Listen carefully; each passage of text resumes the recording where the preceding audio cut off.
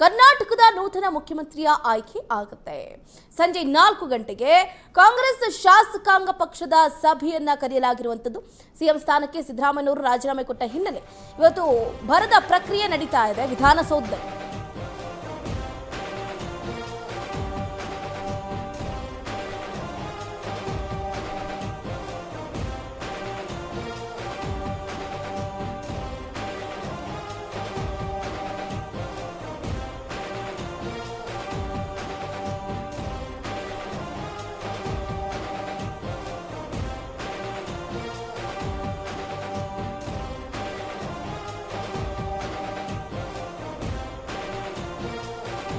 ಅಂತೂ ಇಂತೂ ಸಿಎಂ ಸಿದ್ದರಾಮಯ್ಯನವರು ಅವರ ಸ್ಥಾನಕ್ಕೆ ರಾಜೀನಾಮೆಯನ್ನ ಕೊಟ್ಟಾಯ್ತು. ಇದೀಗ ನೂತನ ಮುಖ್ಯಮಂತ್ರಿಯ ಪದಗ್ರಹಣಕ್ಕೆ ದಿನಗಣನೆ ಆರಂಭ ಆಗಿದೆ. ಇನ್ನೇನು ಇವತ್ತು ನಡೆಯುವಂತಹ ಶಾಸಕಾಂಗ ಸಭೆಯಲ್ಲಿ ಮುಖ್ಯಮಂತ್ರಿಯ ಹೆಸರು ಕೂಡ ಅಧಿಕೃತವಾಗಿ ಘೋಷಣೆಯಾಗಲಿದೆ. ಅಧಿಕೃತವಾಗಿ ಘೋಷಣೆ ಆಗೋದ್ರಿಂದ ಸಾಕಷ್ಟು ಕುತೂಹಲ ಕೂಡ ಹೆಚ್ಚಾಗಿರುವಂತದ್ದು. ರಾಜಕೀಯ ಚಟುವಟಿಕೆಗಳು ಕೂಡ ಗಣನೀಯವಾಗಿ ಏರಿಕೆ ಆಗ್ತಾ ಇದೆ. ಸಿಎಂ ಸಿದ್ದರಾಮಯ್ಯ ಸೇರಿದಂತೆ ಇವತ್ತು ಶಾಸಕಾಂಗ ಸಭೆಯಲ್ಲಿ ಹಲವಾರು ನಾಯಕರ ಆಗಮನ ಆಗ್ತಾ ಇದೆ. ಅಷ್ಟೇ ಅಲ್ಲದೆ ಹೈಕಮಾಂಡ್ ನಾಯಕರಾಗಿರುವಂತಹ ರಣದೀಪ್ ಸಿಂಗ್ ಸುರ್ಜೇವಾಲಾ, ಕೆಸಿ ವೇಣುಗೋಪಾಲ್ ಅವರು ಕೂಡ ಈ ಸಿಎಲ್ಪಿ ಸಭೆಯಲ್ಲಿ ಭಾಗಿ ಆಗೋದ್ರ ಮುಖೇನ ಈ ಶಾಸಕಾಂಗ ಸಭೆಗೆ ಮತ್ತಷ್ಟು ಪುಷ್ಟಿಯನ್ನ ಕೊಡ್ತಾರೆ. ಇವತ್ತು ಸಂಜೆ 4 ಗಂಟೆಗೆ ವಿಧಾನಸೌಧದ 3ನೇ ಮಹಡಿಯ 334ನೇ ಕೊಠಡಿಯಲ್ಲಿ ಶಾಸಕಾಂಗ ಪಕ್ಷದ ಮೀಟಿಂಗ್ ಅನ್ನು ಆಯೋಜನೆ ಮಾಡಲಾಗಿದೆ. ಸಿಎಂ ಸ್ಥಾನಕ್ಕೆ ಸಿದ್ದರಾಮಯ್ಯ ರಾಜೀನಾಮೆ ನೀಡ್ತಾ ಇರೋದ್ರಿಂದ ವಿಧಾನಸೌಧದ 3ನೇ ಮಹಡಿಯಲ್ಲಿ ನಡೆಯಲಿರುವಂತಹ ಸಿಎಲ್ಪಿ ಸಭೆ ಎಲ್ಲರ ಗಮನ ಸೆಳೀತಾ ಇದೆ. ಸಿದ್ದರಾಮಯ್ಯನವರ ನೇತೃತ್ವದಲ್ಲಿ ನಡೆಯಲಿರುವಂತಹ ಸಿಎಲ್ಪಿ ಸಭೆ ಇದು. ನೋಡಿ, ಸಿದ್ದರಾಮಯ್ಯನವರು ಮುಖ್ಯಮಂತ್ರಿ ಸ್ಥಾನಕ್ಕೆ ರಾಜೀನಾಮೆಯನ್ನ ಕೊಟ್ಟರು ಅಂದ್ರೆ ಅವರೇನು ರಾಜಕೀಯ ರಂಗದಿಂದ ದೂರ ಹೋದ್ರು ಅಂತ ಅರ್ಥ ಅಲ್ಲ. ಇನ್ನ ಉಳಿದ 2 ವರ್ಷಗಳ ಕಾಲ ಅವರು ಶಾಸಕರಾಗಿ ಕಾರ್ಯವನ್ನ ನಿರ್ವಹಿಸಲಿದ್ದಾರೆ. ಸಿಎಲ್ಪಿ ಸಭೆಯಲ್ಲಿ ನೂತನ ಕಾಂಗ್ರೆಸ್ ಪಕ್ಷದ ನಾಯಕನ ಆಯ್ಕೆ ಕೂಡ ಆಗುತ್ತೆ. ಸಿಎಲ್ಪಿ ಸಭೆಯಲ್ಲಿ ನೂತನ ಸಿಎಂ ಹೆಸರು ಕೂಡ ಘೋಷಣೆಯಾಗುತ್ತೆ. ಕಾಂಗ್ರೆಸ್ನ ಶಾಸಕರು ಸಭೆಯಲ್ಲಿ ಭಾಗಿ ಆಗೋದಕ್ಕೆ ಸೂಚನೆಯನ್ನು ಕೂಡ ಕೊಟ್ಟಿದ್ದಾರೆ. ಇದು ಸದ್ಯದ ಬೆಳವಣಿಗೆ.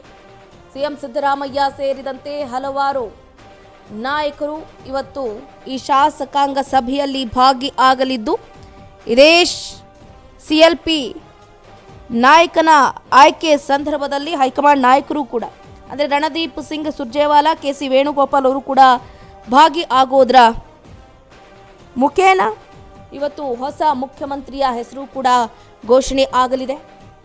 ಈಗಾಗಲೇ ಒಂದು ಕಡೆ ಗೊತ್ತಾಗಿದೆ ಎಲ್ರಿಗೂ ಕೂಡ, ನೂತನ ಮುಖ್ಯಮಂತ್ರಿ ಸಿಎಂ ಡಿಕೆ ಶಿವಕುಮಾರ್ ಅವರೇ. ಯಾಕಂತಂದರೆ ಅವರು ಪಕ್ಷಕ್ಕಾಗಿ ಸಾಕಷ್ಟು ದುಡಿದಂತಹ ವ್ಯಕ್ತಿ. ಅವ್ರಿಗೆ ಕೊಡದೆ ಇನ್ಯಾರಿಗೆ ತಾನೇ ಕೊಡೋದಕ್ಕೆ ಸಾಧ್ಯ ಆಗುತ್ತೆ. ಅವ್ರಿಗೇನೆ ಈಗ ಮುಖ್ಯಮಂತ್ರಿ ಸ್ಥಾನವನ್ನು ನೀಡಬೇಕು ಅನ್ನುವಂಥ ಚರ್ಚೆ ಕೂಡ ಆಗಿರುವಂಥದ್ದು. ಹಾಗಾಗಿ ಇದೀಗ ಇವತ್ತು ಸಂಜೆ 4 ಗಂಟೆಗೆ ಹೊಸ ಮುಖ್ಯಮಂತ್ರಿಯ ಹೆಸರು ಕೂಡ ಘೋಷಣೆ ಆಗಲಿದೆ.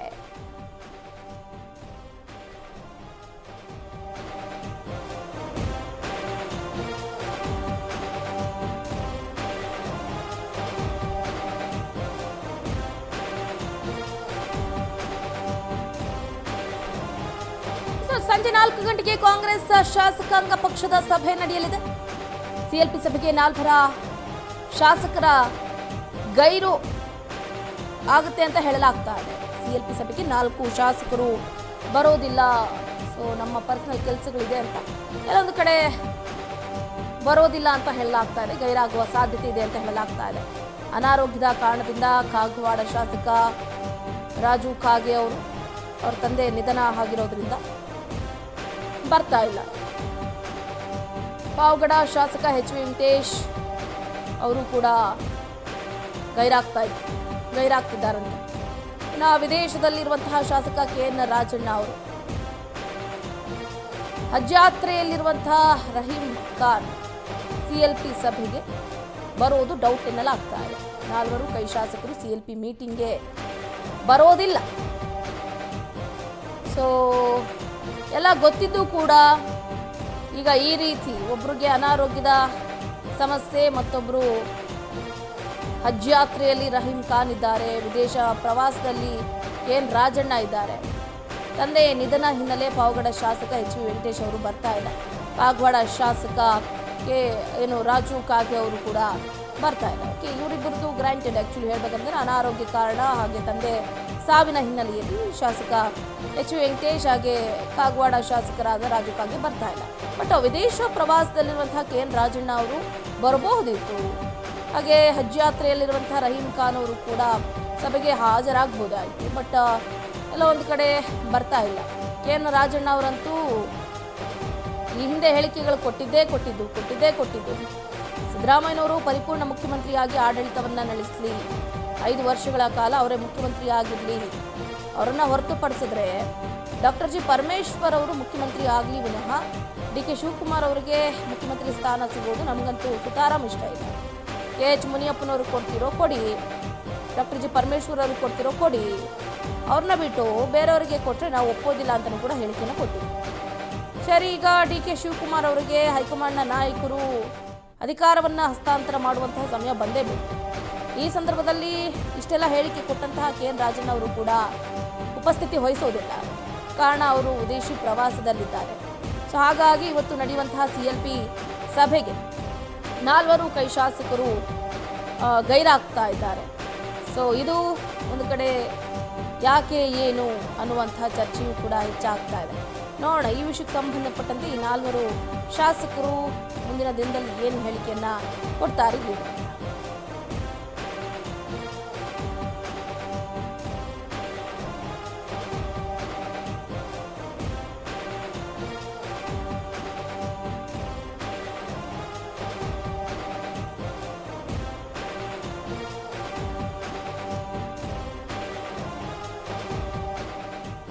ಇವತ್ತು ನಡೆಯುವಂತಹ CLP ಸಭೆ ಎಲ್ಲರ ಗಮನವನ್ನ ಸೆಳೀತಾ ಇದೆ. ಅಷ್ಟೇ ಅಲ್ಲದೆ DCM DK ಶಿವಕುಮಾರ್ ಅವರು ಈಗಾಗಲೇ ಒಂದು ಸಂಭಾವ್ಯ ಸಚಿವರ ಪಟ್ಟಿ ಕೂಡ ಮಾಡ್ಕೊಂಡ್ಬಿಟ್ಟಿದ್ದಾರೆ. ಹಾಗಾಗಿ ಈಗ ಇರುವಂತಹ ಸಚಿವರಿಗೆ ಢವ ಸ್ಟಾರ್ಟ್ ಆಗಿದೆ. ಎಲ್ಲವೂ ನಿರ್ಧಾರ ಆಗುತ್ತೆ ಇವತ್ತಿನ CLP ಸಭೆಯಲ್ಲಿ. ನಾನು ಮಾತ್ರ ಯಾವುದೇ ಕಾರಣಕ್ಕೂ ಬಾಯಿ ಬಿಡೋದಿಲ್ಲ ಅಂತ DK ಶಿವಕುಮಾರ್ ಅವರು ಕೂಡ ಒಂದು ಕಡೆ ಹೇಳಿಕೆಯನ್ನು ಕೊಟ್ಬಿಟ್ಟಿದ್ದಾರೆ. ಇದರ ಬಗ್ಗೆ ಹೆಚ್ಚಿನ ಡೀಟೇಲ್ಸ್ ಅನ್ನು ಕೊಡ್ತಾ ಹೋಗ್ತಾರೆ ನಮ್ಮ ಪ್ರತಿನಿಧಿ ಜೋಯಲ್ ಐಗೋಡ್ ಫೋನ್ ಸಂಪರ್ಕದಿಂದ ಜಾಯ್ನ್ ಆಗ್ತಿದ್ದಾರೆ. ಜೋಯಲ್, ಗಮನಿಸ್ತಾ ಇದ್ದೀವಿ ಒಂದು ಕಡೆ ಏನು ಈಗಾಗಲೇ ಮುಖ್ಯಮಂತ್ರಿಯ ಆಯ್ಕೆ, ಇನ್ನೊಂದು ಕಡೆ CM ಸಿದ್ದರಾಮಯ್ಯನವರ ರಾಜೀನಾಮೆ, ಇದೇ ಸಂದರ್ಭದಲ್ಲಿ CLP ಸಭೆ. ಈ ಸಭೆಯಲ್ಲಿ 4 ಶಾಸಕರು ಗೈರಾಗ್ತಿದ್ದಾರೆ. ಹೆಚ್ಚಿನ ಡೀಟೇಲ್ಸ್ ಏನಿದೆ ಅಂತ?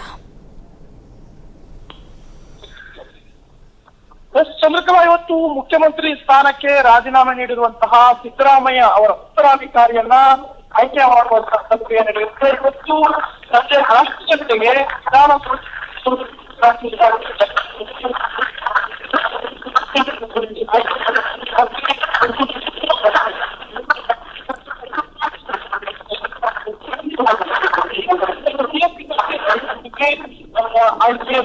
ಹೀಗಾಗಿ ಸಭೆಯಲ್ಲಿ ಏನು ಕಾಂಗ್ರೆಸ್ ಪಕ್ಷದ ಹೊಸ ನಾಯಕನ ಆಯ್ಕೆ ಆಗೋದ್ರ ನಿಟ್ಟಿನಲ್ಲಿ ಒಂದು ಸಭೆಯನ್ನ ಕರೆಯಲಾಗಿದೆ. ಹೀಗಾಗಿ ಕಾಂಗ್ರೆಸ್ ಶಾಸಕರು ಈ ಸಭೆಯಲ್ಲಿ ಭಾಗವಹಿಸಲು ಈಗಾಗಲೇ ಸೂಚನೆಯನ್ನು ನೀಡಲಾಗಿದೆ. ಸಂಜೆ 4 ಗಂಟೆಗೆ ಈ ಒಂದು ಪಕ್ಷದ